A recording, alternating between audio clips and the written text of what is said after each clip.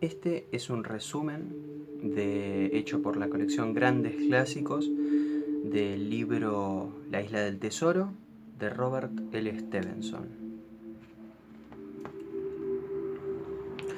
No puedo decir dónde está la Isla del Tesoro, porque todavía puede que haya riquezas enterradas ahí. Pero quiero poner por escrito todo lo referente a mi aventura sin ahorrar detalles.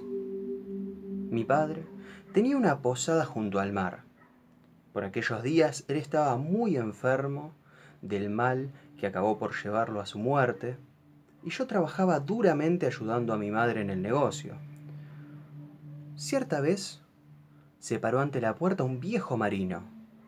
Lo recuerdo estudiando el cartel donde se leía Almirante Benbow, que es el nombre de nuestra posada. El capitán Bill Bones, como se hizo llamar, tenía la cara cruzada por la cicatriz de un sablazo y solía cantar una vieja canción de piratas. 15 hombres junto al cofre del muerto, ja ja ja, y una botella de ron. También tenía un viejo baúl y se pasaba el día mirando el mar con un catalejo. Me pidió que le informara de inmediato si aparecía por ahí un viejo marino de una sola pierna. Y eso comenzó a desatar mi fantasía. Yo soñaba con la figura de aquel marino sin saber que lo conocería muy pronto y que abriría mis ojos para siempre. Pero primero sucedieron algunos hechos poco comunes para el ambiente del almirante Benbow. El capitán Bones tomaba ron sin parar y aterrorizaba a los vecinos contando historias de naufragios y de crímenes. Golpeaba furiosamente su mesa si lo interrumpían, y una tarde lo molestó la charla del doctor Livesey, que iba a la posada para atender a mi padre.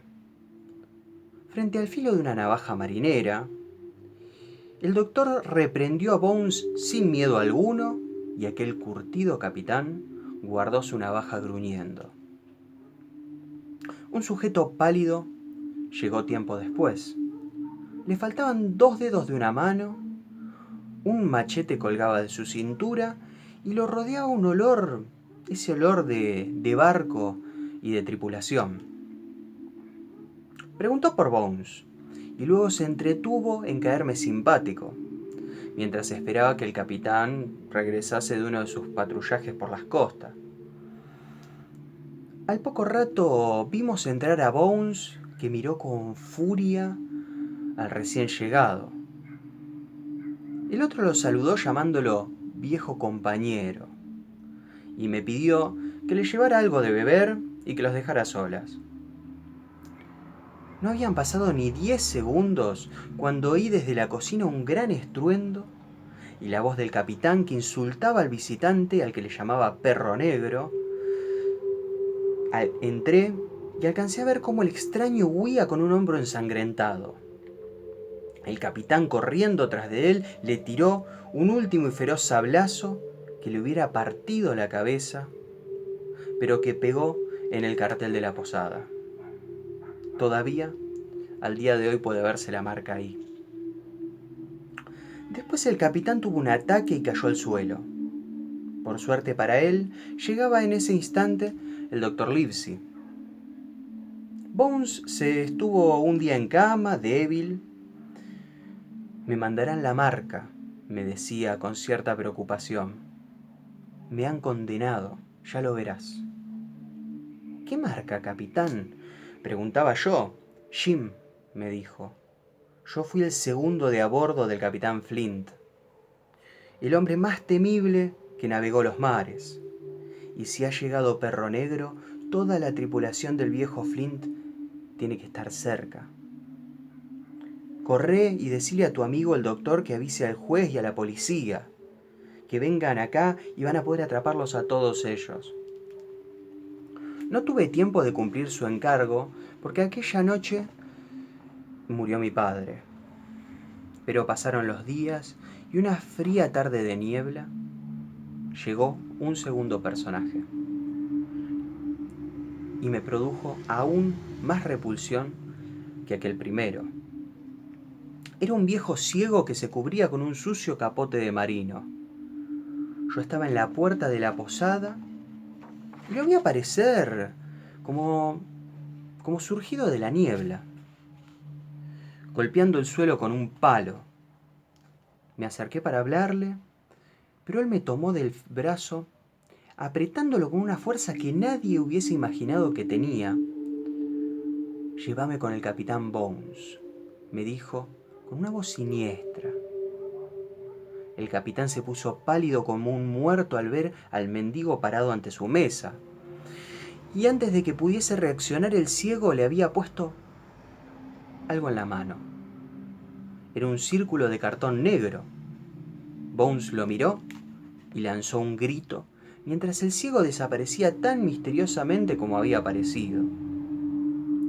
Solo llegué a escuchar el toc, toc, toc de su palo, alejándose por el camino. «La marca», exclamó el capitán. «Maldito Pew», y leyó algo que estaba escrito del otro lado del cartón. «A las 10 de la noche», volvió a exclamar. «Queda poco tiempo». Entonces cayó, fulminado por un nuevo ataque del que no iba a recuperarse. Mi madre y yo no pudimos hacer nada por él y salimos en busca de los vecinos. En el camino le conté a mi madre lo que había dicho el capitán sobre Flint. La fama de ese hombre debió ser terrible, porque cuando lo mencioné ante los vecinos, todos se espantaron y nos dijeron que era mejor no volver a la posada. Por mi parte, había entendido que el capitán tenía algo que sus viejos socios querían y que lo habían condenado a la muerte. Le dije a mi madre que debíamos escapar, pero Bones no había pagado su cuenta por los varios días que estuvo en nuestra posada. «No me iré, Jim, sin cobrarme el dinero que ese hombre nos debe», aseguró mi madre. Y a pesar de mi temor, volvimos a la posada donde estaba ya el cadáver de Bones. Nunca había llegado a tenerle afecto, pero al verlo ahí tirado, empecé a llorar. Era la segunda muerte que veía y el dolor de la primera estaba todavía fresco en mi corazón. A la luz de una vela, revisamos las cosas del capitán. Encontramos un traje sin estrenar, 2 pistolas, un antiguo reloj español, algunas cuantas brújulas, caracoles de mar y muchas monedas desconocidas. Mi madre no sabía cómo hacer las cuentas con monedas tan raras y el tiempo pasaba. Yo tomé un envoltorio de hule que me pareció misterioso y oímos que llegaba gente desde el camino. Sin duda, la tripulación de Flint venía al asalto. Escapamos a tiempo, aunque debimos refugiarnos bajo un puentecito para evitar que nos vieran los extraños. Eran una banda de forajidos, entre los que estaba el ciego Pew. «Tiren la puerta abajo», comenzaron a gritar cuando llegaron a la posada. «Entren», ordenó el ciego. Desde nuestro refugio, oímos cómo derribaban y destrozaban los muebles. «Acá hay plata», gritó uno desde adentro. «No quiero la plata de ese maldito, quiero el papel del capitán Flint». «Búsquenlo», ordenó el ciego desde afuera. Entonces se oyeron 2 silbidos lejanos. Alguno de los piratas había quedado vigilando sobre la loma y estaba avisando que alguien se estaba acercando. Enseguida se oyó un ruido de caballos al galope y los bandidos empezaron a correr. Solo, tanteando el camino con su palo y llamando a sus camaradas, quedó el ciego Pew. Los jinetes se acercaban y el viejo no supo hacia dónde correr. Tampoco los jinetes lo vieron a él y lo llevaron por delante. Y así es como terminó la vida del ciego entre las patas de los caballos. Los jinetes eran un grupo de empleados aduaneros al mando de un oficial. Como habían visto un barco sospechoso en la bahía, pensaron que los extraños podían haber bajado a tierra cerca de nuestra posada.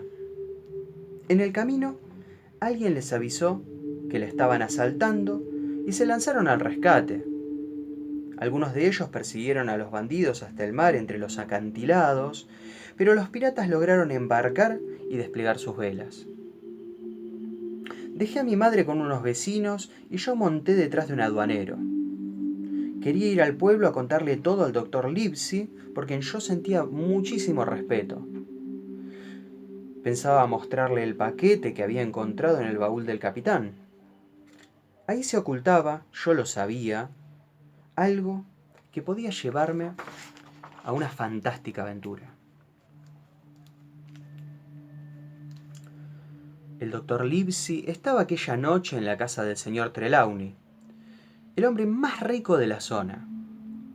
Los dos hombres conversaban junto al fuego fumando sus pipas. El señor Trelawney era alto y fuerte y tenía la piel roja y curtida por sus largos viajes. Pero muy pronto descubriría que además era un poco atolondrado.